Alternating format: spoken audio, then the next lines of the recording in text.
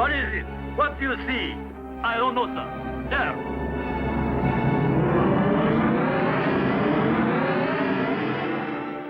Capitan! Something is wrong! It is the compass! There is a devil in it! The heavens are afire!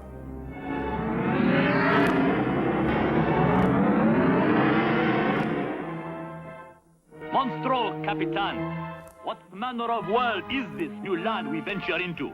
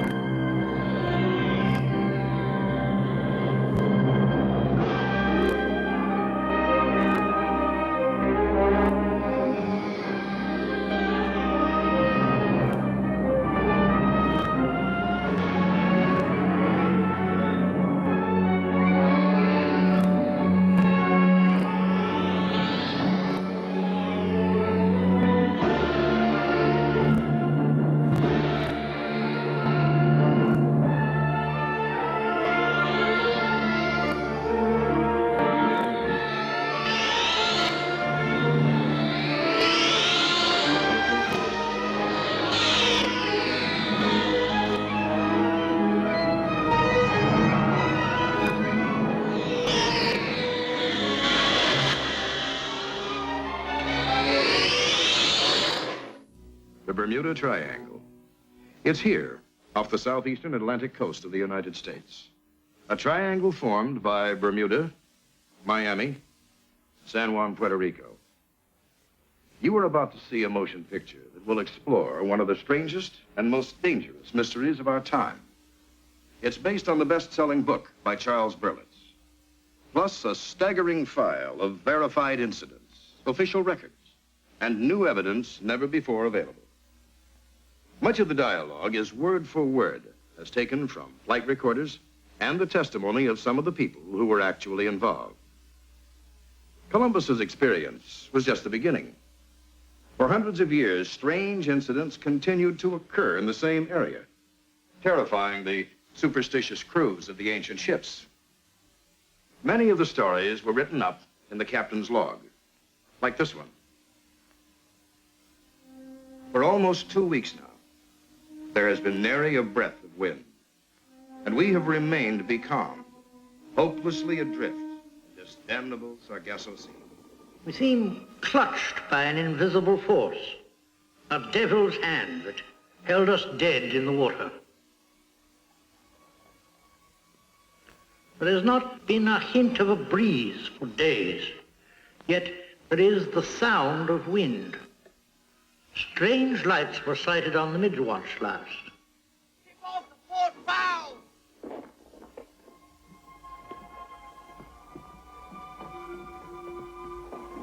On port, Captain!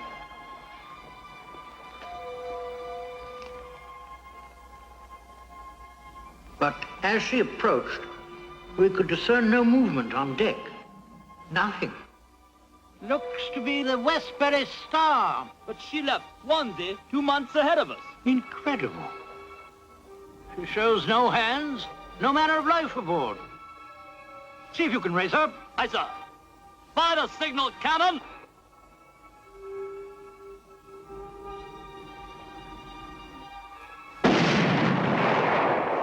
She's stripped for the wind on a port tack, Captain.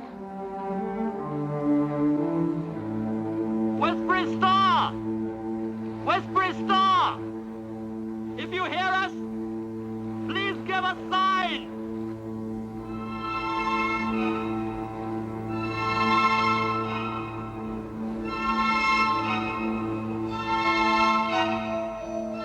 Wait. I see something.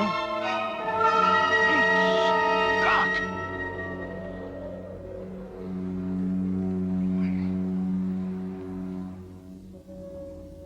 She was manned by the dead and tacking to a brisk wind.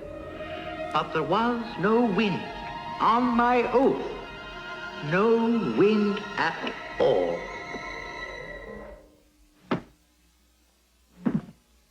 History gives us very little information about just how many ships disappeared in that area before the beginning of the 19th century. And most of the incredible stories told by the sailors were written off as superstition.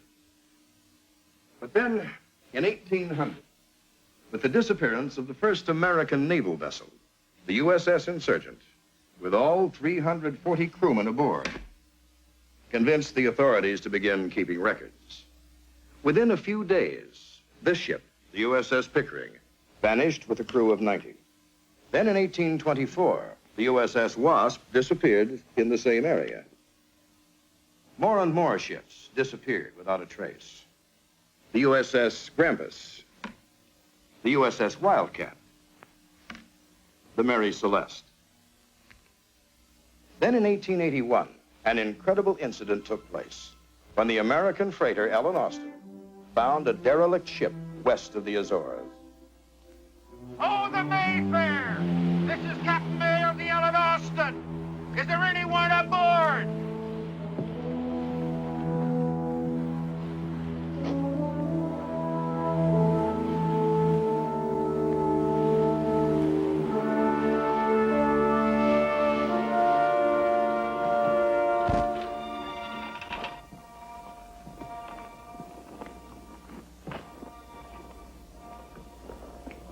Whoa. Not a living soul aboard.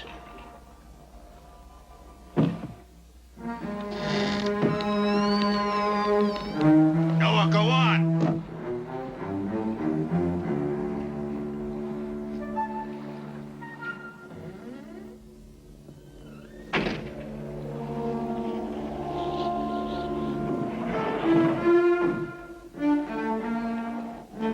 Hey! It's a treasure ship! Ha ha ha!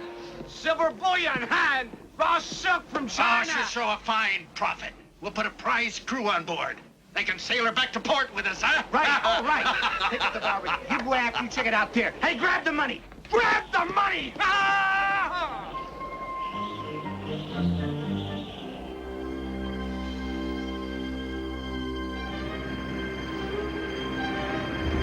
There's treasure there. Enough for all of us.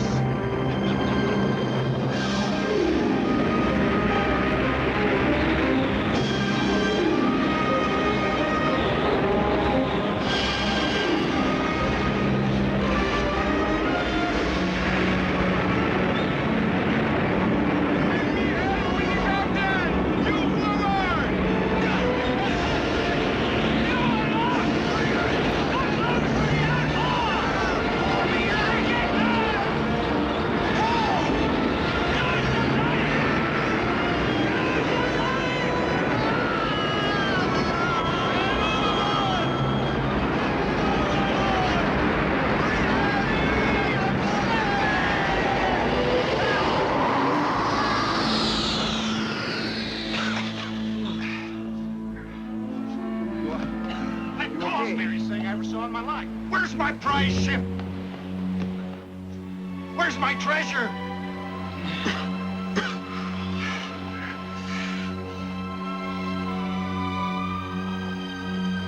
Where is it? Ship. Lads, if we told this tale in every port, there'll be none who'll believe what we've seen this day.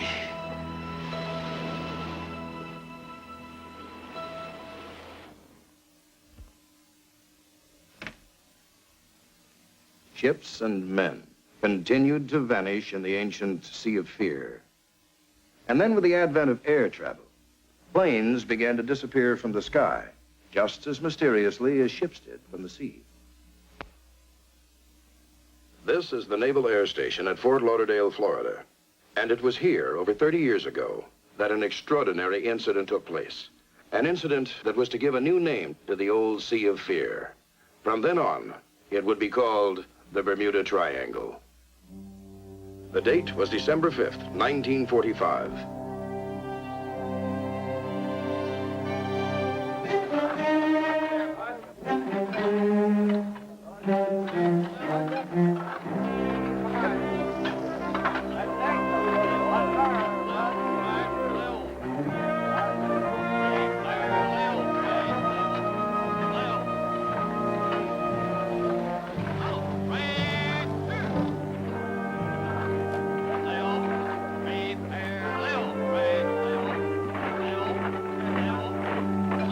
Lieutenant Charles Taylor, United States Marine Corps.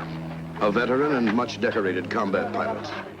But not once in all his 4 years of combat in the skies had he ever been gripped with the clammy fear he was carrying in the pit of his stomach that day.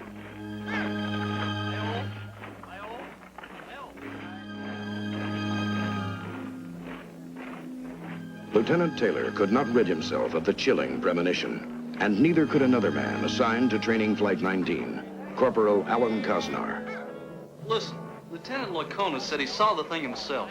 Said it was round like a pie plate, just hovered over the swamp for a minute, and swish, it was off like a shot. It's probably a weather balloon. Someone sees something and bingo, it's men from Mars time. Hey, Cosnar, what's with you? You know, you've been staring out that window for nearly an hour. Thinking? Hey, guys, you hear what happened to this morning's flight? Weird. What do you mean weird?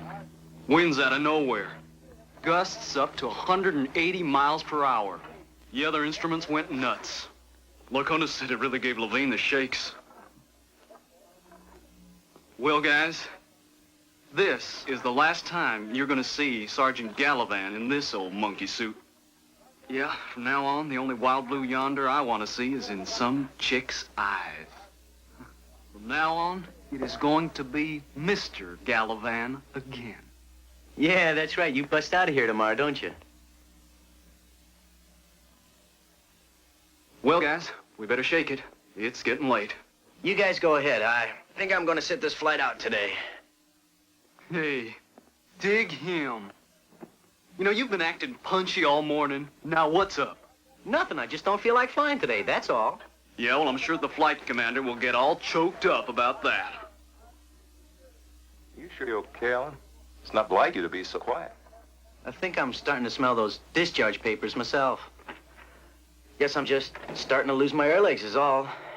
Thinking of home. I think we all are thinking of home. But in the meantime, pal, we still got to fly today.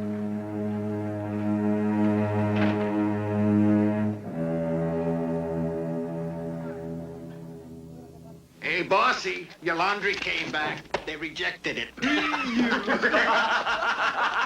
Say, Whitey, what's all this jazz I hear about your flight running into gremlins this morning? Well, it wasn't in the book, I'll tell you that much. What happened? Well, we were about 35 miles northeast of base when all of a sudden we were hit by this really strong headwind.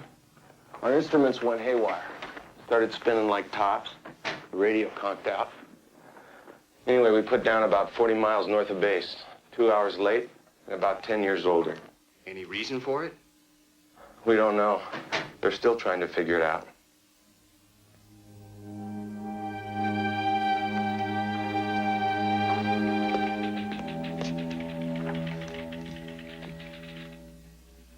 Thank you for seeing me, sir. Sure, Cosnar. What can I do for you? I'd like to be relieved of today's flight, sir. Why, are you sick? No. What's the matter? Well, I've already done my required flight time this month, sir, and... Yes? Well, I just don't feel like flying today, sir. I can't explain it. Report to the flight surgeon. Aye, sir. Now, after the bombing runs are completed, we'll continue on course 091 degrees for a distance of 67 miles towards the Bahamas, turning north to a course of 346 degrees for 73 miles. Then west-southwest to a course of 241 degrees for 120 miles, returning to base at approximately 1723 hours. Your call letters will be Fox Tear. Are there any questions? That's all.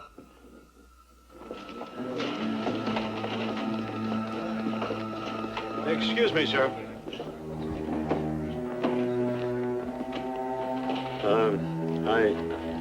I'd like to be relieved of this flight, sir. Well, you're flight leader today, Taylor. I know that, sir. Don't you feel well? It isn't that, sir. I'm just... I don't know. I don't feel up to it today. Well, I'm sorry, Taylor, but I just don't have anybody else to lead a mission. I understand, sir.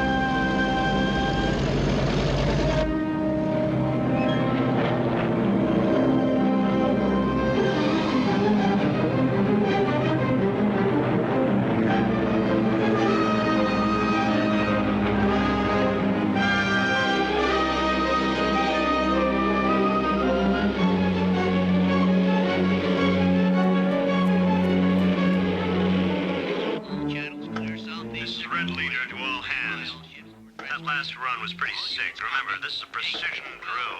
545. Time 15:10 hours.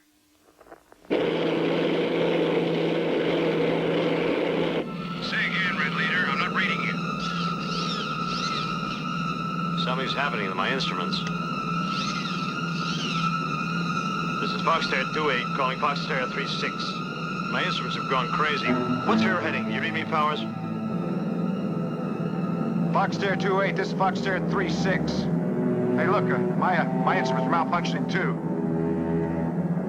Where are we?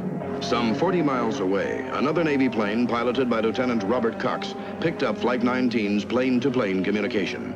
This is Red Leader. You read me? Repeat, all units. I recommend switch over to Channel 9. Level off at 7,500. I can't hear you. Fort Lauderdale, this is Foxterra 74. I am receiving radio messages from either a boat or some planes that seem lost, over. That's a Roger, Foxterra 74. Will advise. Repeat. Stand by. Foxterra 74. We cannot read you. Mayday frequency to lost aircraft. Do you read? Over. Mayday frequency to lost aircraft. Do you read? Over.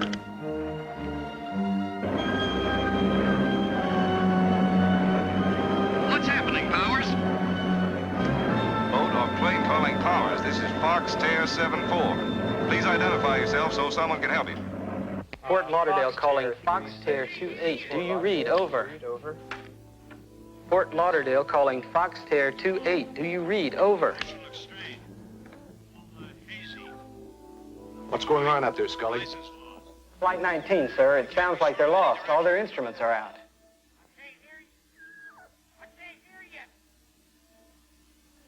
They're not receiving us, Lieutenant. Well, keep at it. Foxterra 36, this is Fort Lauderdale. Do you read me? Over. Worshing, this is Hines. Flight 19 seems to be lost out there. Better round out some volunteers for a rescue party. Right. On a double. Foxterra 36, Fort Lauderdale. Keep it.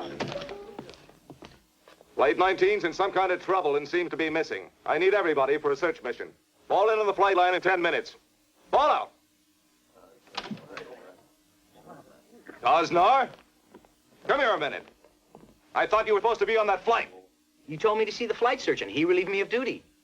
Well, did you get someone to replace you? Bolton said he'd go for me. I bumped Bolton from that flight. He already flew off this morning. You can't fly twice in one day. Now, who's up there instead of you? I don't know, sir.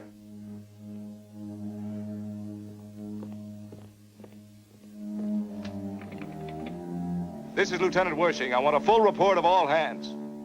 That's right, Sergeant. I want to know where every man attached to this base is, and I want it on the double.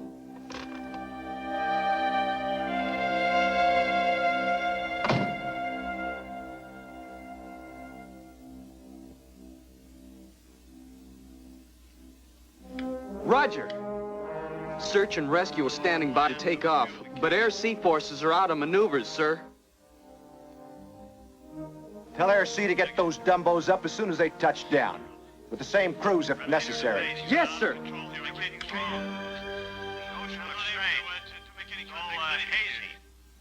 Nothing's right. Horizon's lost. I can't be sure of any direction. Do you read me? Over. Identify yourself. This is Foxterra 28. This is Lieutenant Taylor. Foxterra 28, this is Foxterra 74. What's your trouble? Both my compasses went out. I'm trying to find Fort Lauderdale, Florida. I'm over land, but it's broken up. I must be over the Keys, but I don't know how far down. Give me a position. Guess anything. I'm over land, over the Keys. Listen, put the sun on your port wing if you're in the Keys and fly up the coast until you get to Miami. The air station is directly on your left from the port. What is your present altitude? We've been hit by 75-knot headwinds. All the compasses and gyros are going crazy. What's happening? What do we run into?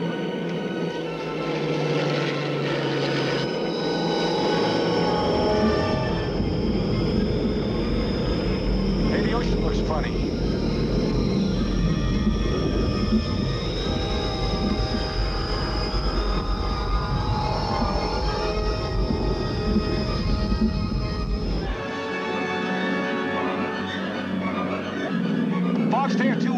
Foxterra 7-4. Do you read me? Over.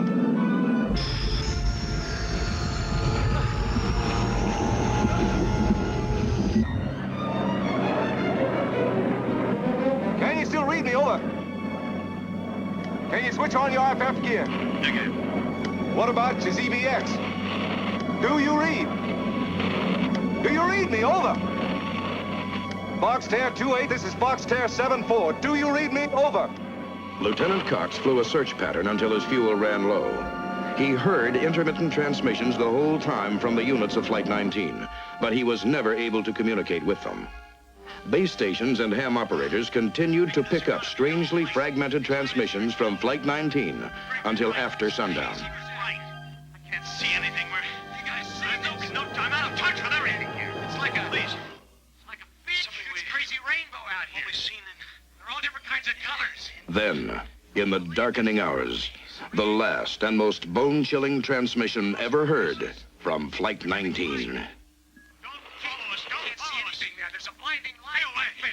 Stay away, it's... We keep flipping. They look as if there was some vehicle, something from outer space. Even as the ham radio operator was twisting his dials frantically, 30 aircraft from the USS Solomons already were hard into the search. The highly trained and specialized search and rescue squadrons were ordered out, and under a siege of pressure, the Navy began issuing regular bulletins. From the Commandant's office, Naval District. Regular air-sea rescue operations were implemented at 16:20 hours this date, according to standard operating procedure. Delayed returns of training flights are routine, and no problems are expected in locating the overdue aircraft at this time.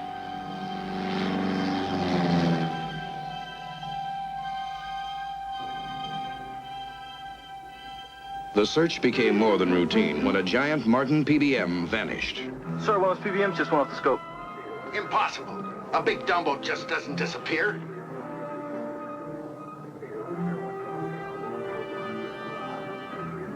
At 0600 hours this date, the entire Atlantic Fleet forces began a 1,000-mile sweep of the Bermuda Triangle Seas. In simultaneous operation, all fleet units in the Gulf of Mexico are sweeping the north and central areas. Now hear this. All hands lay up to main deck for lookout assignment. The great search failed.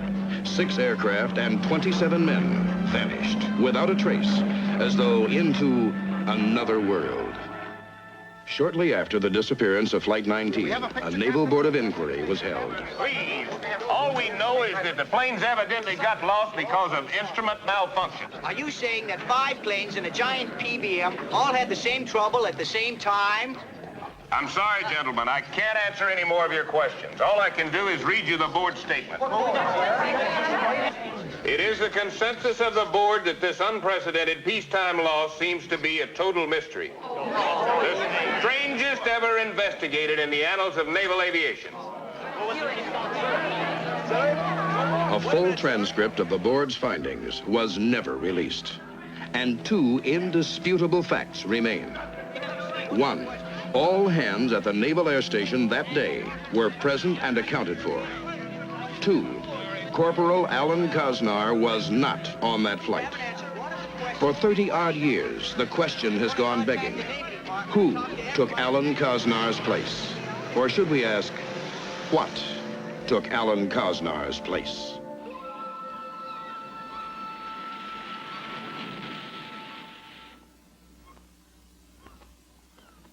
Somewhere out here, something or someone is swallowing up ships and planes and people at the rate of 1 ship or plane a month. And whatever happens, it must come so quickly, there isn't even time to send a distress signal or an SOS. Is there a reasonable explanation for these disappearances? Well, for years, respected scientists and oceanographers have been looking for the answers. One theory is that unexploded bombs and floating mines left over from 2 world wars are responsible.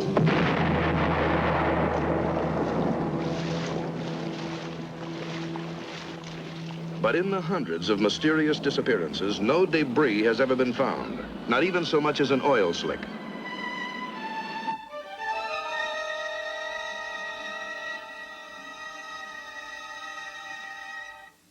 Another theory concerns the phenomena the oceanographers call blue holes, currently being studied by international teams of deepwater scientists. These so-called blue holes are basically vast networks of caves beneath the sea. But how far they go or how deep, we really don't know. Well, we are not even sure they have been naturally formed. In some cases, they resemble metro tunnels. They are like colossal sponges. The change of the tides causes tremendous pressure changes within the caves, making strong whirlpools on the surface.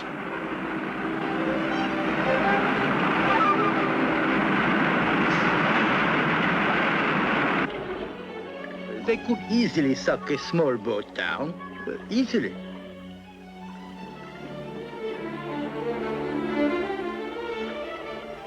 Our divers have seen such instances.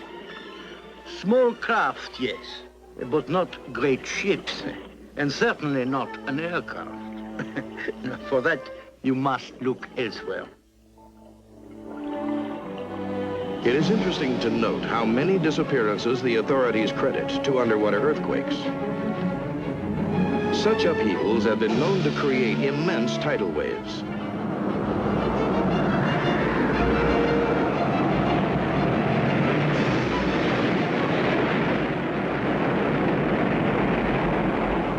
But none so high as to swamp an airplane in flight. However, there are stacks of sworn testimony of aircraft flying into a cloud and vanishing. The so-called experts insist that what the observers saw was not a cloud at all, but a deadly waterspout. But not one shred of wreckage has ever been found of all the aircraft that have been lost in the Bermuda Triangle.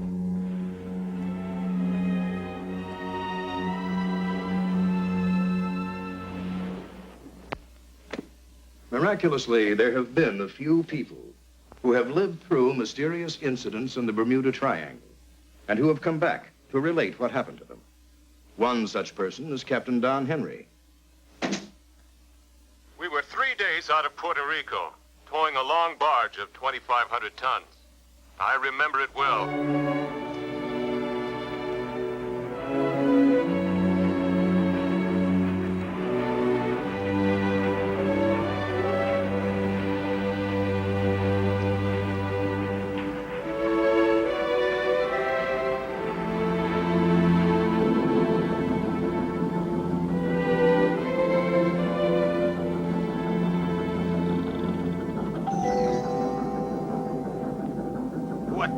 Just finished taking that lousy thing apart and oiling it. Chavez! Chavez! Yes, sir! What's wrong with the generator? I don't know. The generator is fine, but look at... Meet me in the engine room, Chavez. Okay, sir, but you better look on deck first.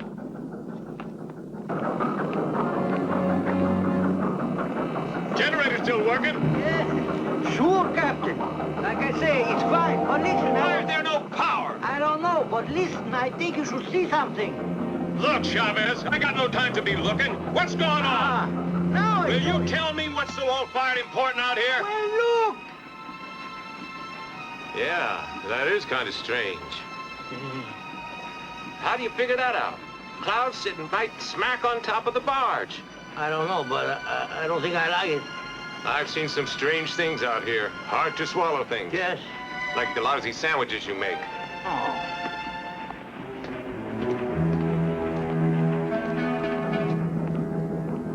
Must be a short in here someplace.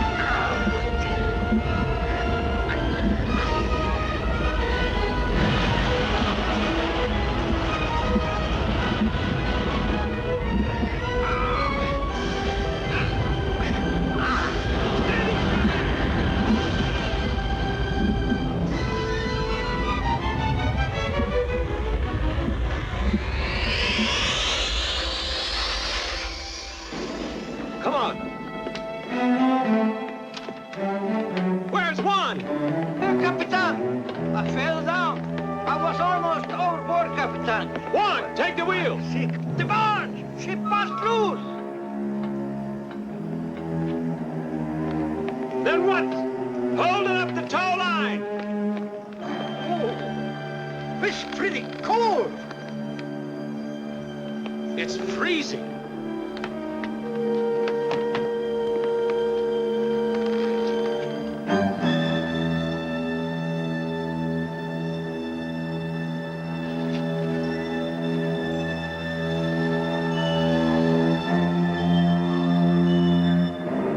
In 25 years at sea, I never saw the like. A freezing cold in the middle of August. Yet the rails were as hot as steam lines. Something in that strange cloud had sucked up the energy of our generators and our engines. Sucked up the heat of the day itself. Something that wanted us. Tried to pull us into that cloud. A Swedish oceanographer suggested that the barge had been caught up in a waterspout. But Captain Henry was an old salt. He knew a waterspout when he saw one, and he swore that wasn't what he saw. Besides, a waterspout wouldn't have explained the unusual warmth of the tug after the incident, or the loss of electrical power. Of course, the newspapers paid little attention to what happened to four seamen. But it was quite another story sometime later, when 1,500 people were stranded in the Triangle. It was April 3rd, 1974, and the world's most luxurious liner, the Queen Elizabeth II, was making 35 knots, 100 miles south of Bermuda, while a Coast Guard cutter followed, keeping the giant ship in sight and on their radar scopes. What the? She's gone. Who's gone? The QE2. She was here on the last sweep. Then just disappeared. Well, don't we still have visual contact with her? I don't know, sir. Yeah, she's still out there. Maybe so, but she sure ain't on this scope.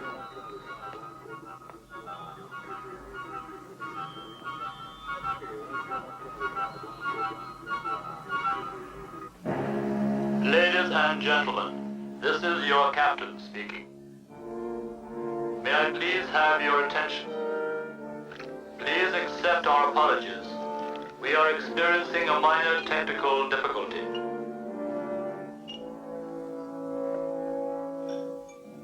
The official report blamed a leaky boiler and scrupulously avoided mention of the Bermuda Triangle. Ironically, most of the passengers aboard the QE2 didn't know they were even in the Bermuda Triangle. But there was one man who never forgot his experience there. And although Charles Wakely survived to tell his incredible story, it may be that the Bermuda Triangle eventually brought about his sudden death. Wakely was a professional pilot with over 10 years' experience at the time of the incident. He was completing a routine flight. After dropping off charter passengers in Nassau, he was on his way back to Miami. The weather was very clear, and the stars were crisp and shining.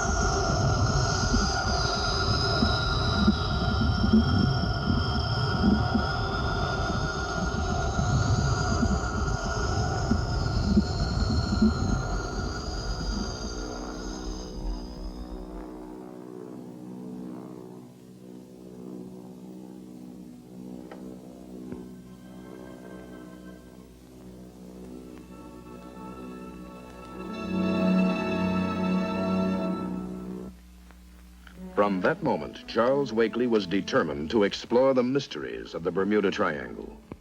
Bermuda Triangle, case history number 31. Alice Johnson. Subject was flying from Bermuda to Miami. Halfway to destination, subject had an encounter with an unknown force. Yes, I admit the glowing wings, the eerie light, the same feeling of horror, just like the other pilots who don't want to talk about it. Wakely's research ended tragically that night in 1974. The killer and the motive are still a mystery. I'm frightened. I want to forget this thing.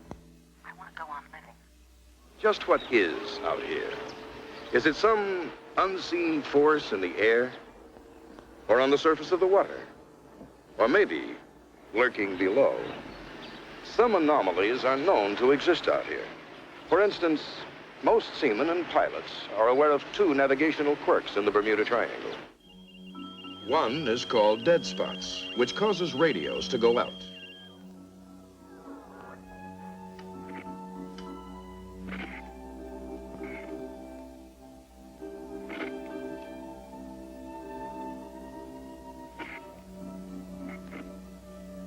The other is a variation in magnetic compasses, which in the triangle point to true north instead of toward magnetic north.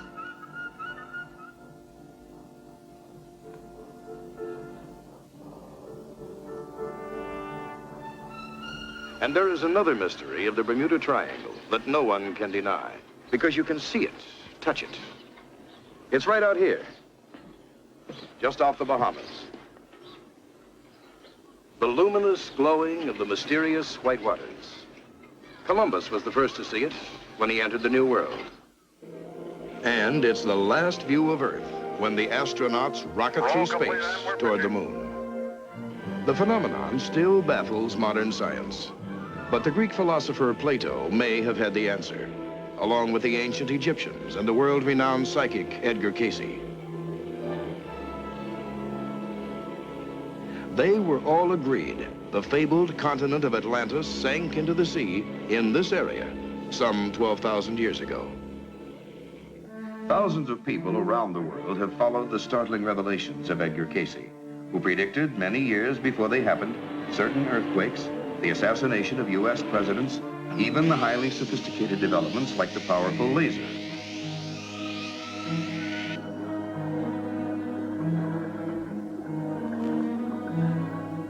Could the white waters somehow be connected with Cayce's claim that Atlantis is lying underwater here off Bimini?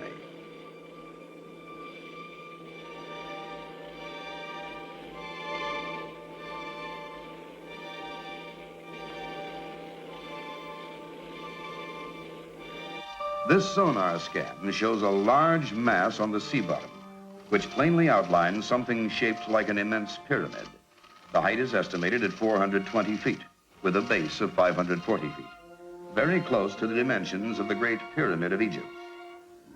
Almost 100 prehistorians and archaeologists believe that the lost world of Atlantis did exist. These scientific investigators place Atlantis exactly where Plato, the Egyptians, and Cayce said it was, at the bottom of the Atlantic Ocean. In 1940, Edgar Cayce predicted the first portions of Atlantis would be discovered off Bimini in 1968. As if to fulfill this curious archaeological prediction, 28 years later, in 1968, oceanographer Dr. Jane Manson Valentine and 3 associates discovered an extensive wall of irregular stones, shaped and accurately aligned, forming what is now known as the Bimini Road or Wall, whose exposed section alone measures over 900 feet long.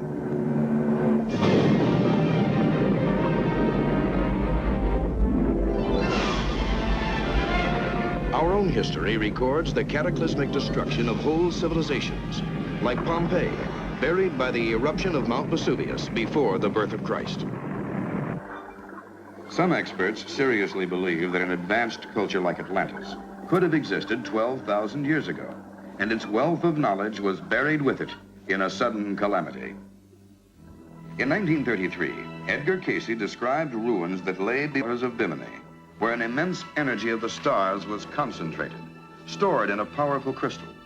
called the Tuawi stone, radiated energy which Casey believed this prism-like device drew its immense power from the universe itself, from magnetic forces which were ultimately pushed to such extremes that the Atlanteans unleashed uncontrollable forces of nature from the very bowels of the Earth itself.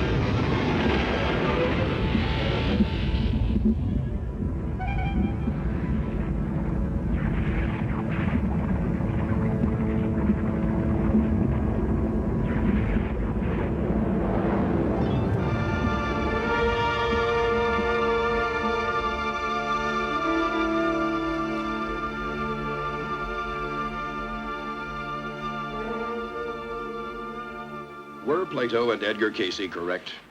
Is Atlantis here, under the water off Bimini? And what about that powerful Tuawi stone Casey spoke of?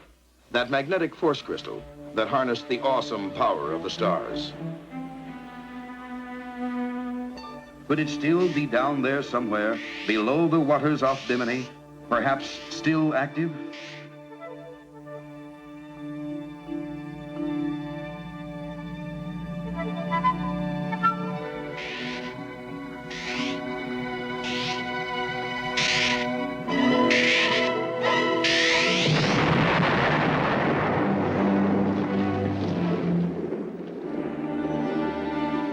Still another theory favored in some circles is a sort of anti-gravity tunnel, visible only as a whirlpool in the sea.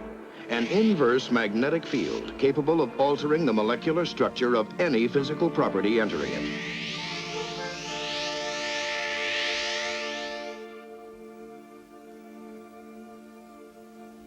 Though this may seem fantastic, there is a woman who actually witnessed just such a vortex. Her name is Helen Meiser.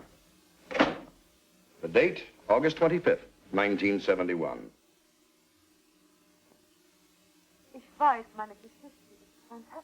I know my story sounds very fantastic, but it is true. Please believe me, I knew nothing of science or such complicated things as gravity. On that day, I was just a tourist, enjoying my flight from Miami to Nassau on a beautiful sunny morning. Good morning, ladies and gentlemen. Breakfast will be served in a few minutes.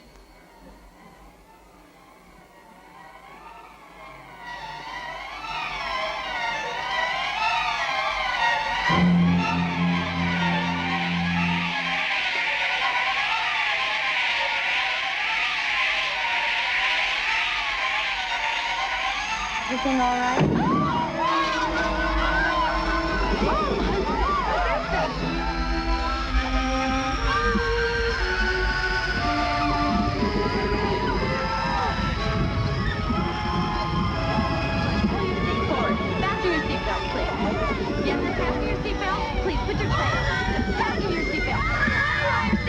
Please, everyone. Ladies and gentlemen, may we please have your attention?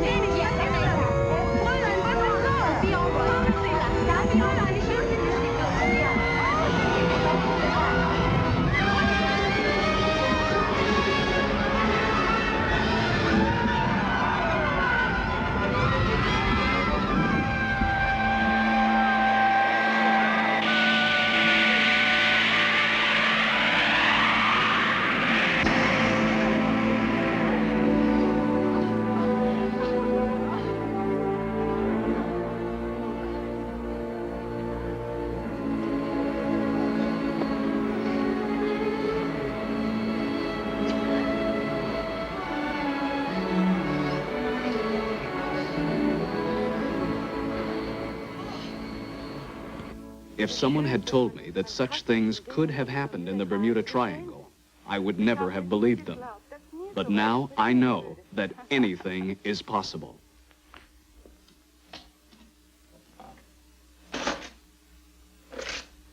Terrified and near panic like the other passengers, Elaine Misa completely forgot the camera she was holding. So she didn't get a photograph of the strange whirlpool. But later, she and other passengers aboard Flight 51 compared accounts of what they had seen. And she drew this picture of the vortex. Frau Misa was a very lucky woman. She survived a terrifying experience with a magnetic vortex. Others have not been so fortunate. Like pilot Carolyn Koskio and passenger Richard Rosen's encounter with a time warp that apparently sent them through a window into another dimension.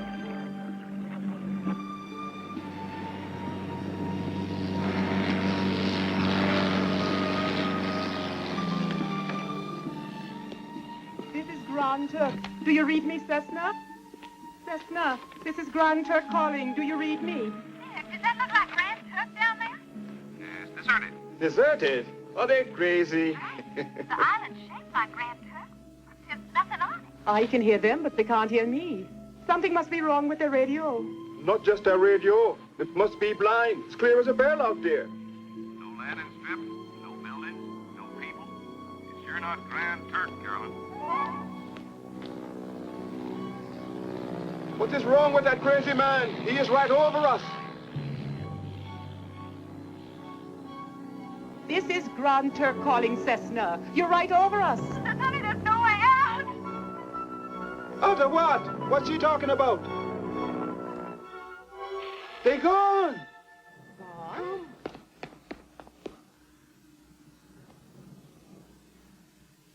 Carolyn Koskio's plane was never heard from or seen again.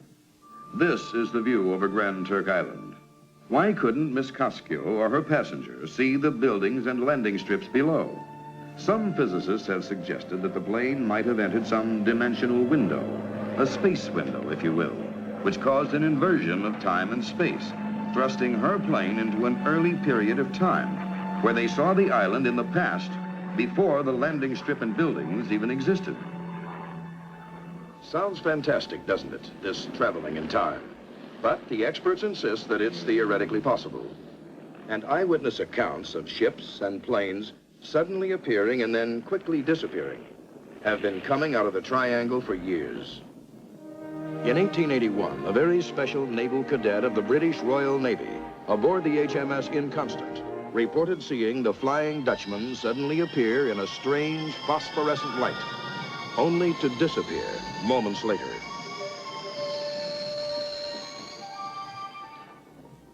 I insist it be duly recorded in this ship's log. Write that we saw it with our own eyes. The appearance of the ghost ship, Flying Dutchman. Long after he ascended the throne, King George V often recounted his eerie experience in the Bermuda Triangle.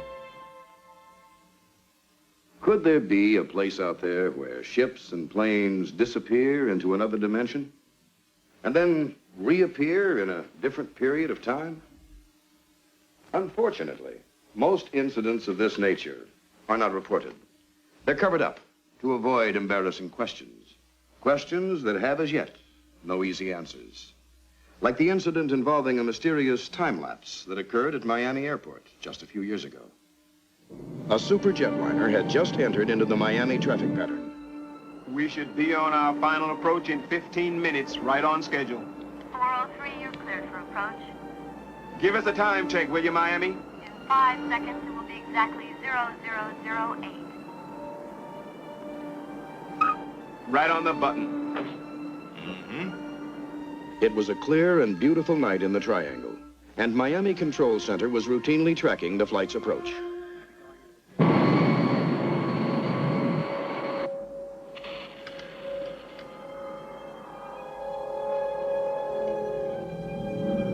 What's the matter?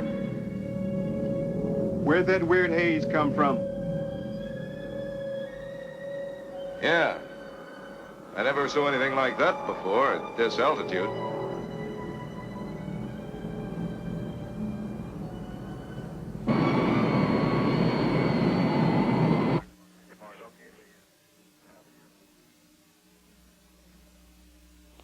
Flight 403, this is Miami Center. How do you hear me? Jack, I think this flight is having radio problems. Flight 403. If you read me, please respond on emergency channel. I've just lost Flight 403. Hear me, Peters. Yeah, this is air control. We just lost contact with 403. About 20 minutes from us. Yeah, right.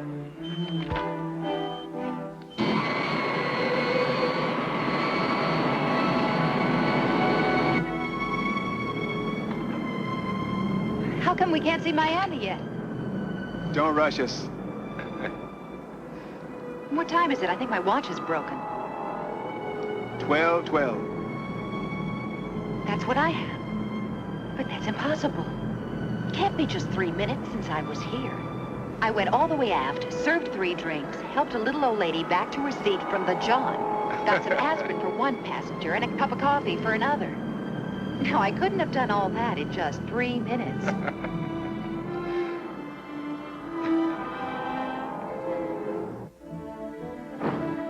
Have the Coast Guard search and rescue standing by. They may have ditched about 225 miles southeast. Okay, let me look at it, honey.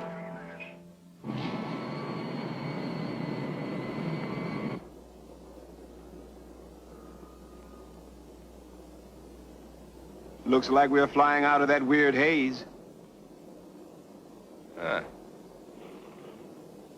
That's strange. What? I don't see it behind us. It just disappeared. Yeah.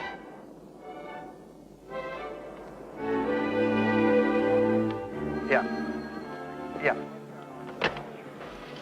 The Coast Guard's got 2 planes standing by, and there's a cutter in the area also. All right, notify the Coast Guard. Tell them how many people are on that plane. I got her again. Are you sure? There she is. She just showed up again.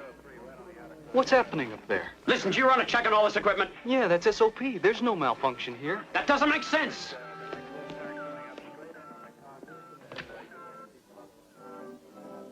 This is Peterson. Tell the Coast Guard to stand down. She just showed up again. Wait a minute, Pete. What could have made her slip off the screen for 10 minutes like that? I'll think about that whenever this knot in my stomach straightens out.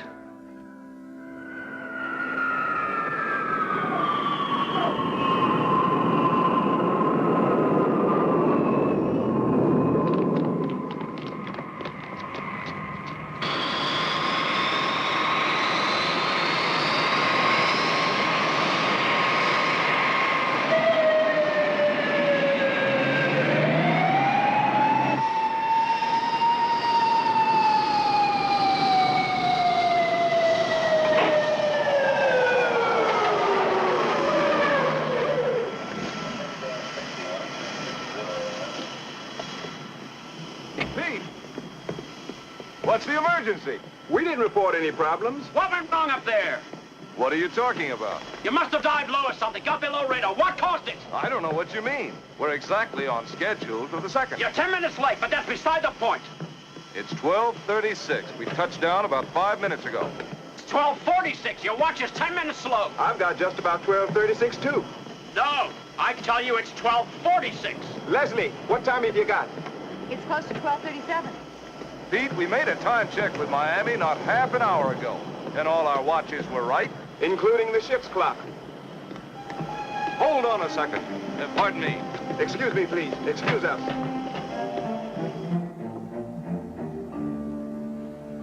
$12:37. Exactly what we have.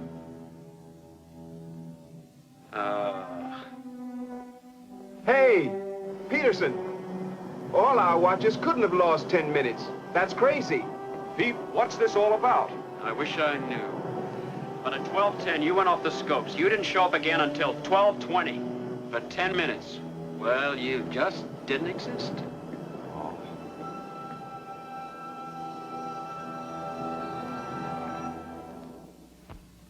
Just what did happen to this giant ship of the skies?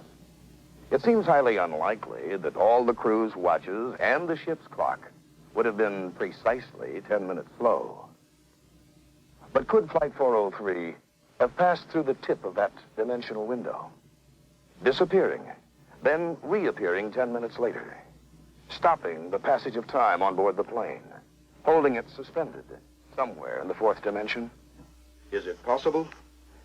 Based on Einstein's complex unified field theory, many scientists believe that strong concentrations of magnetism, such as occur in the triangle, might actually alter the molecular structure of matter, causing it to disappear, or even be pulled into another dimension. Following publication of his startling book in 1955, Dr. M.K. Jessup, the world-renowned astronomer and scientific philosopher, received a letter that was to add a new dimension to his life's work.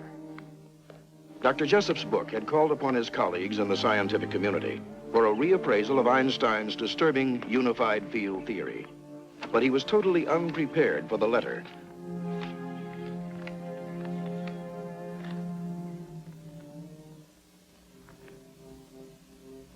My dear colleague, for reasons that will become apparent, I shall identify myself only as Carl W. Allen, and inform you, as my conscience demands, that Einstein's theory has been brought to reality with some shocking results.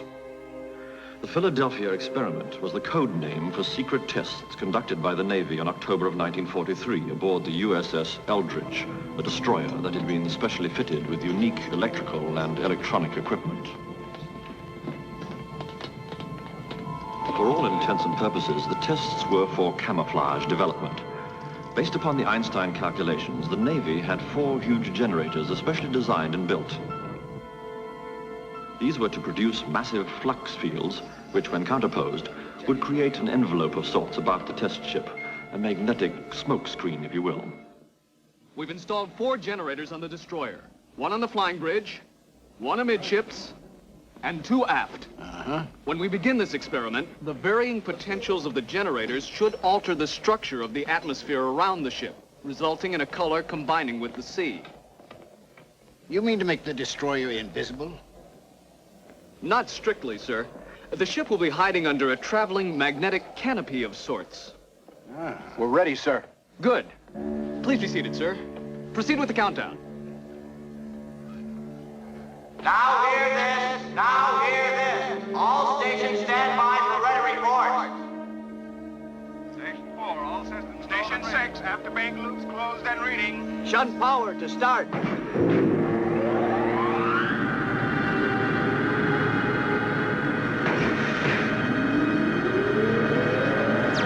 have a ready from the Eldridge, sir.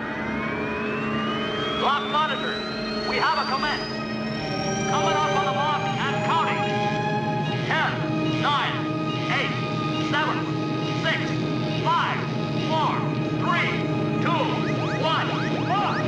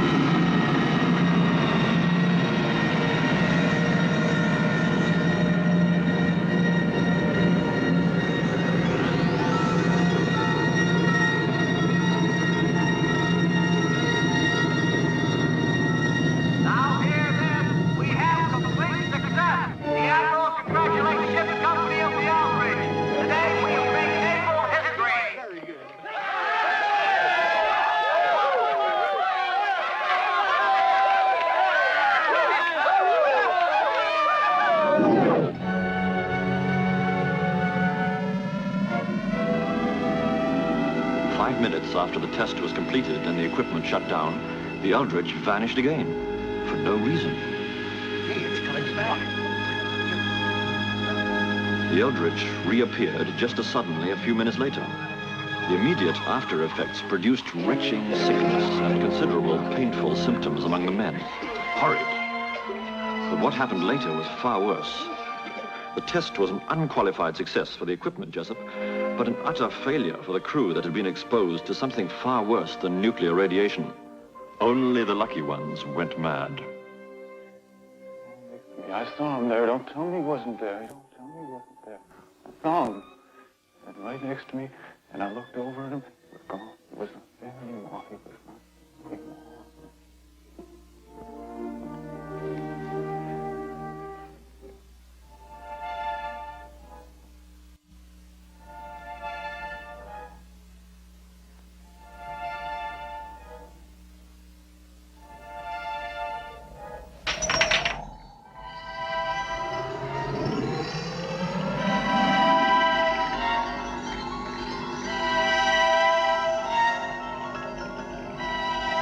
Many of these poor men continued to experience a trans-dimensional phenomenon, completely destroying any chance they may have had for normal lives.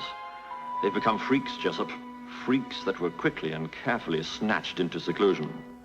To avoid embarrassing questions, they've become nothing more than carefully preserved specimens, Jessup. I've seen them myself. Human beings reduced to the level of laboratory animals. My dear Jessup, in our responsibility to science, can we forget our humanity? I leave it to you to decide if further work shall be put into this or not. I write in hopes there will be. Allen's letter set Jessup upon an exhaustive 5-year search for the truth. And in spite of threats, insults, and coercions, Jessup continued to probe right up to the last bizarre moments of an April night in 1959. Listen, I've reached some fantastic conclusions regarding that Philadelphia experiment, and I've got to see you right away. How about tomorrow? No, right away, tonight. Fine. Good, I'll be there in an hour with all my notes. But neither Jessup nor his papers arrived at that meeting. Why? Suicide by carbon monoxide poisoning. White male Caucasian, approximately 62 years. No papers, notes, or effects. Dispatch coroner and ID unit. No papers or effects were found with Dr. Jessup's body. Why? Did such a fantastic project as the Philadelphia experiment ever really take place? We don't know for sure. But to date, at least a dozen books have been written about it. The key question is this. Did the government have a top-secret project involving the Eldridge and an application of Einstein's unified field theory? A Princeton scientist who claimed he worked on the early stages of the project says that he saw a handwritten sheet of complex mathematical calculations pertaining to the project, and that he recognized the handwriting as that of Albert Einstein himself. Some people claim that high-ranking research officers persuaded the Navy to let them use this ship, the Eldridge, just as soon as she was built. Interestingly, the logbook for the Eldridge is missing. The pages for the first 3 months of her service. Why? This is a picture of the dry dock where the Eldridge was built, filed top secret for 22 years. Another interesting note is that the Eldridge later experienced an unusually high desertion rate. For some reason, her crewmen kept jumping ship in greater than average numbers. Could it be that there was still some lingering after effects of that mysterious experiment? In this era of vigorous investigative reporting, as demonstrated by such exposés as the Pentagon Papers and Watergate, we find it baffling that even after 35 years, witnesses still refused to talk about the Philadelphia experiment. And it is worthy of note that the Office of Naval Research categorically states that the incident never took place. This is the book by Jessup, which sparked Allen's letter. In it, Dr. Jessup theorizes that UFOs appear and disappear in a Bermuda Triangle, using much the same techniques as were reported in the Philadelphia experiment. For instance, there's the widely publicized incident that took place on January 7th, 1948. It involved a flight of P-51 Mustangs and a UFO spotted in the skies over Fort Knox, Kentucky. The police subsequently passed on the reports to nearby Godman Field at Fort Knox. Tower. Yes, sir. Lieutenant, it's the CO. This, Lieutenant Michaels. Yes, sir. We've had visual contact with whatever it is for the last 5 minutes. No, sir. I checked with Wright Field. They have no experimental aircraft in the area. No, sir. I have no idea what it is. Yes, sir. Where is it? It's right out there. Well, sir, it seems to be gold. It's round. It has a red border at the bottom and a red border at the top, but only intermittently.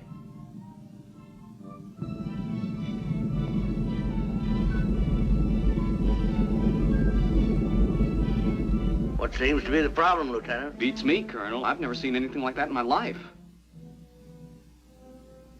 Excuse me, sir. There's 4 P-51s approaching from the south, probably on their way to Stanford Field.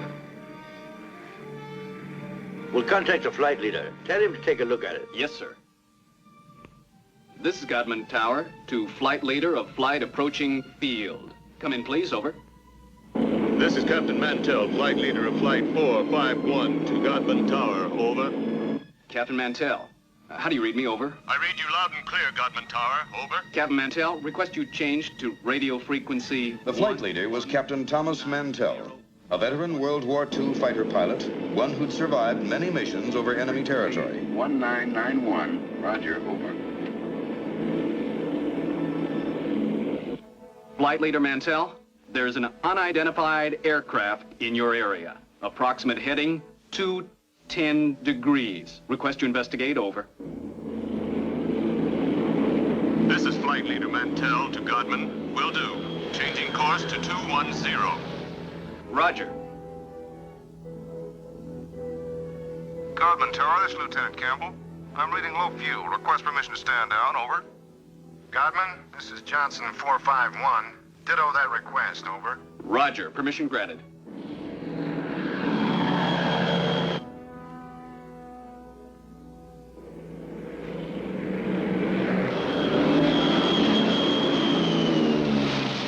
Captain Mantell was now on the UFO's heading and climbing fast, leaving Lieutenant Hammond, the one remaining wingman, behind. At 2:45, Mantell contacted the tower. I see it. It's directly above and ahead of me.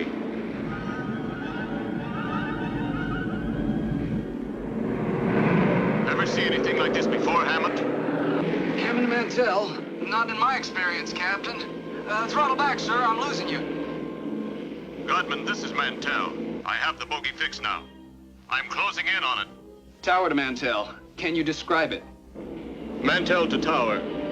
The object appears to be a metallic substance of tremendous size. He's getting closer to it. Where are they? Right there, sir. Can you see him? Mantell to tower. The object in front of me is completely unreal. I'm going to try to close in for a better look. I'm going to 20,000 feet. Level off, Captain, until I regain visual contact. Do you read me? This is Hammond to Mantell. Do you read me? Do you read me, Captain? Do you read me?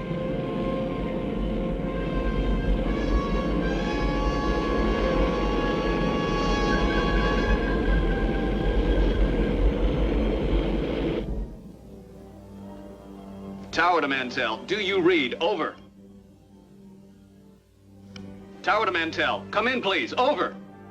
Godman, this is Lieutenant Hammond. I've lost visual and radio contact with flight leader. Is he reading you? Over. Stand by, Hammond.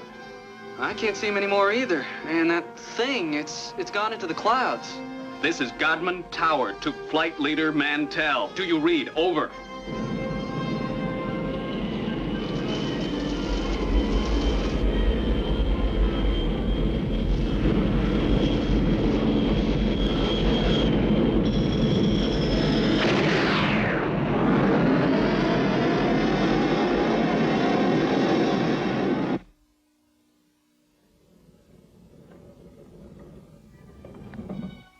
Sergeant, let's see what you found there.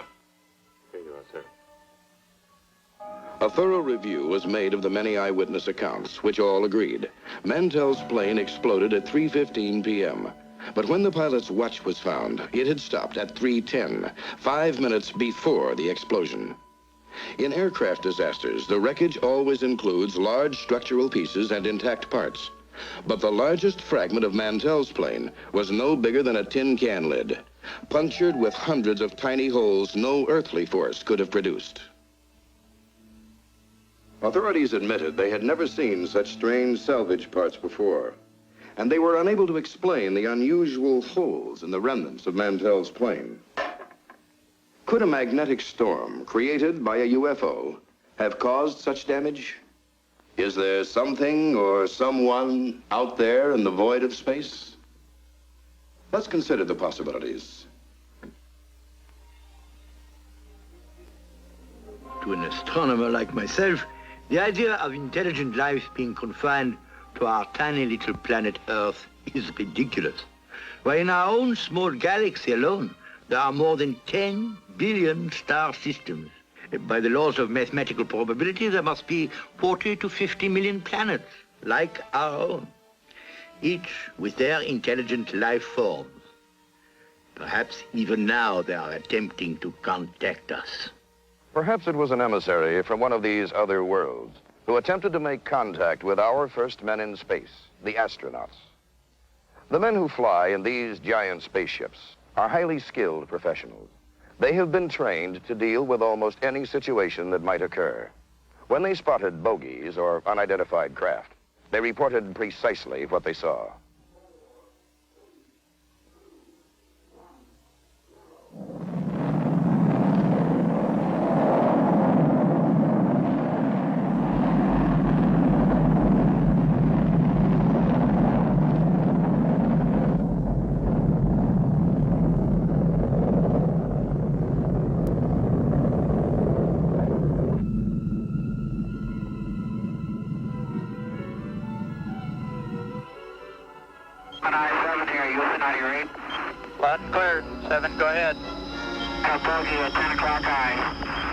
This is Houston. Say again, 7? We have a bogey at 10 o'clock high. Roger. Gemini Control here again. The reference in that conversation was bogey. This is Gemini Control in Houston at 4 hours, 24 minutes into the flight.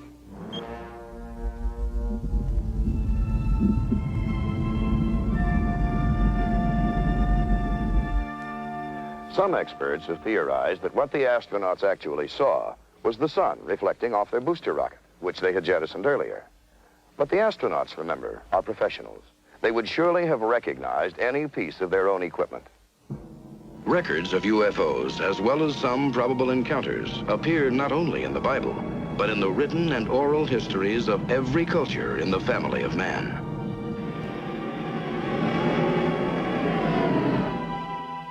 In the last 30 years, UFOs have been sighted all over the world and over nearly every major city. But there seems to be a surprising concentration of sightings right here in the Bermuda Triangle, even though only a small percentage of them ever get reported to the authorities. John Fairfax was a daring adventurer who'd set out to row the Atlantic from the Canary Islands to Florida. Fairfax, how do you explain your experience in the Bermuda Triangle?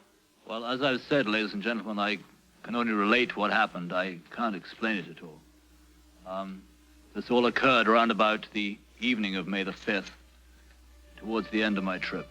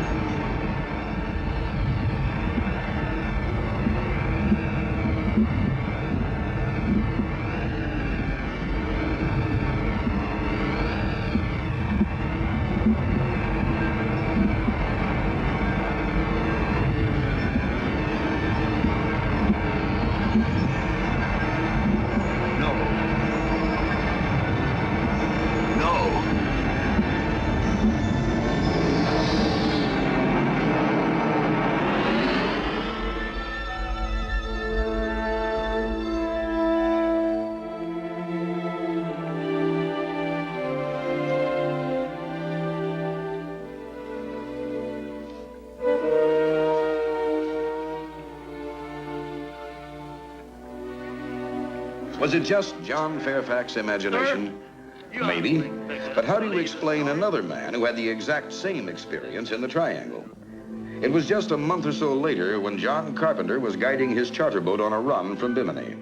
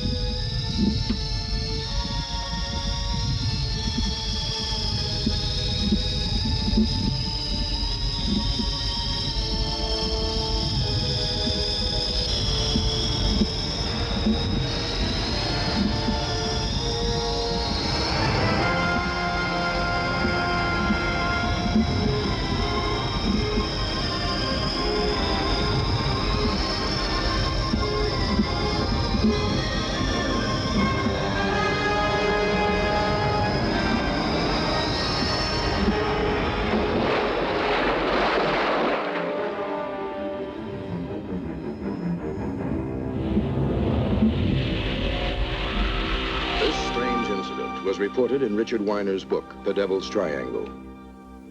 Fairfax and Carpenter are only 2 out of 1,000 people who have seen something strange out there. Even a member of the United Nations and our own President Carter claim to have seen UFOs. If there are alien vehicles around, where are they coming from? Dr. Valentine and other scientific observers suggest that UFOs may emanate from one of 3 sources. From somewhere out of our own solar system, or as French astronomer Jacques Vallée suggests, from a point much closer to us in our own world, allowing ships from another dimension to slip into the time warp window suspected of being located in the triangle. Or perhaps even from a world far below the water. It should be noted that in the southeast corner of the Bermuda Triangle is the Puerto Rican Trench, the deepest place in all of the Atlantic. In this area, UFOs have been seen traveling below water at incredible speeds, like the one that was tracked by 14 Navy ships for 4 days as it raced below water at depths up to 27,000 feet. Then, on August 4th, 1969, 2 lighthouse keepers from Great Isaac's Light mysteriously vanished. In the vicinity at the time, a fisherman reported seeing a fast-moving globe below water, speeding away from the island, but clearly visible just below the water's surface. Not all UFO sightings in the Bermuda Triangle took place under isolated circumstances. In some cases, they were seen by literally thousands of people. Probably the most famous case of many eyewitnesses to UFO activity took place in Puerto Rico at the southeast corner of the triangle. It began on a summer night in August 1972 in the little village of Adjuntas.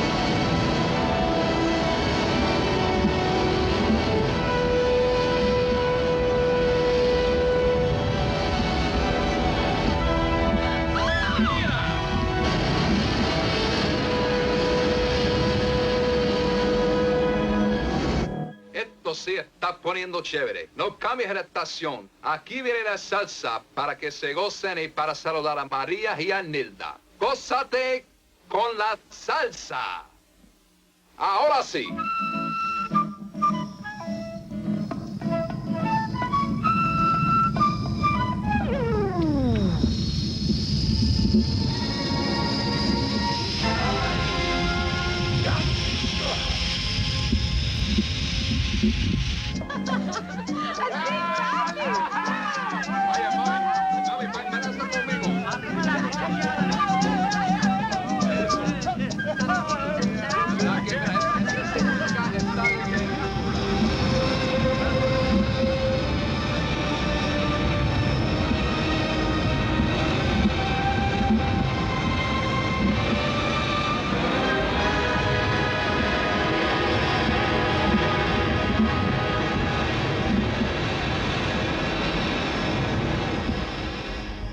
Once more, people disappeared, never to be heard from again.